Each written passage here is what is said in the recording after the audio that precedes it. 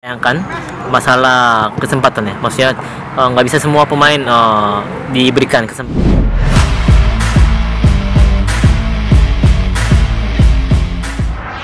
Malaysia ketar-ketir Elkan Bagot bakal bela timnas Indonesia di Piala AFF 2022. Elkan Bagot baru saja memastikan bahwa dirinya akan membela timnas Indonesia pada Piala AFF 2022 pada Desember mendatang. Di mana hal itu disampaikan Elkan Bagot pada situs resmi milik Gillingham FC. Elkan Bagot menyatakan akan mewakili skuad timnas Indonesia. Saya akan mewakili negara saya Indonesia di Piala AFF, sekaligus untuk menyegarkan mental. Saya akan ke sana dan kembali ke sini dengan energi baru, ucap Elkan Bagot.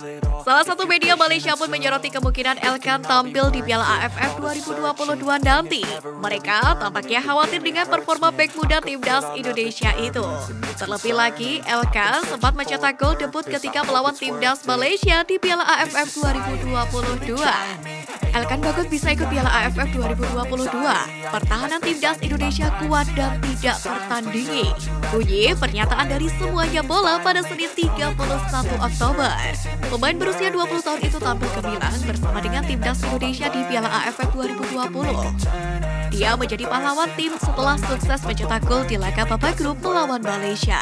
Sambungnya kemudian, publik tanah air pun berharap Gillingham FC mengizinkan Elkan memperkuat timnas Indonesia di Piala AFF 2022. Tim asuhan Sintayong pun diyakini bertekad meraih juara turnamen tersebut untuk yang pertama kalinya. Jelang hadapi timnas Indonesia U20, Moldova dibanjiri pemain luar negeri. Robby Darwish mengaku siap melawan. Timnas Indonesia U20 bakal beruji coba dengan Moldova U20 di Antalya, Turki, di mana pertandingan ini rencananya akan digelar pada 1 dan 4 November 2022 mendatang. Untuk menghadapi timnas Indonesia U20, Moldova membawa 20 pemain kelahiran 2003 hingga 2004. Termasuk di antaranya adalah 2 pemain dari tim muda Sheriff Tiraspol. Untuk pertandingan melawan Indonesia, pelatih Stefanus Stoica memanggil 20 pemain kelahiran 2003-2004, di mana 4 pemain bermain di luar negeri. Bunyi pernyataan dari Federasi Sepak Bola Moldova atau MFL.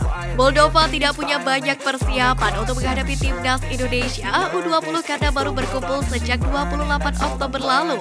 Sementara itu, timnas Indonesia U20 sudah 2 pekan berada di Antalya dan melakoni 2 laga uji coba.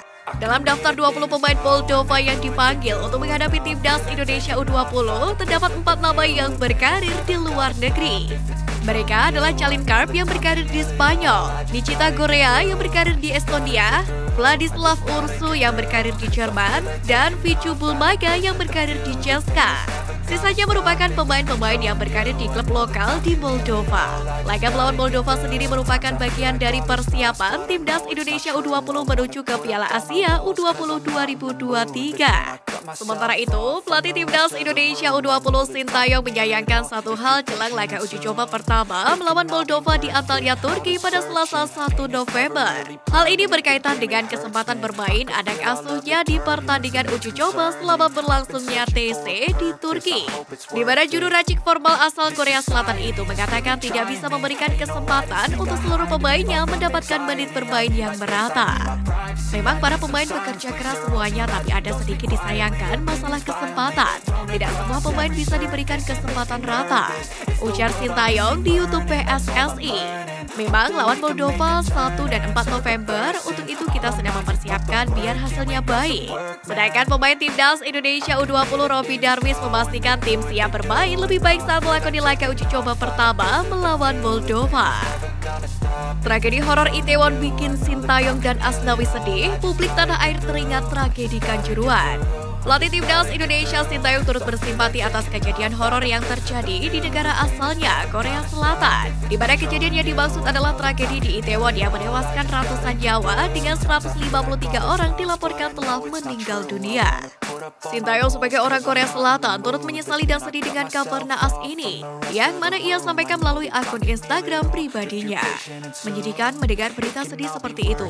Bela sungkawa terdalam untuk keluarga, semoga beristirahat dalam damai, ujar Sintayong dalam update-nya.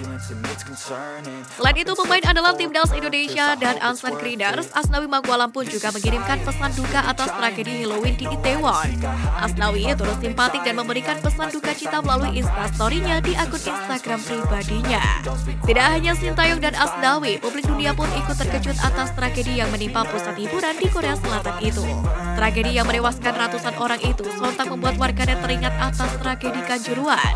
Bagaimana tidak, tragedi Halloween Itaewon memiliki kesamaan dengan insiden kelam yang terjadi di Stadion Kanjuruhan pada awal bulan ini.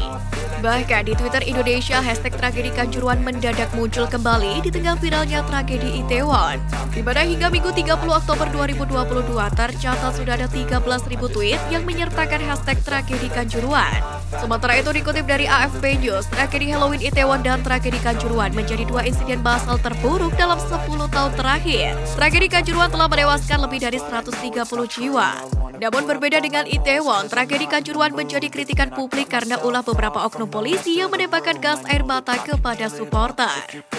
Dengan ini, admin Halo Timnas mengucapkan turut berduka cita untuk kejadian yang tidak terduga di salah satu pusat hiburan Korea.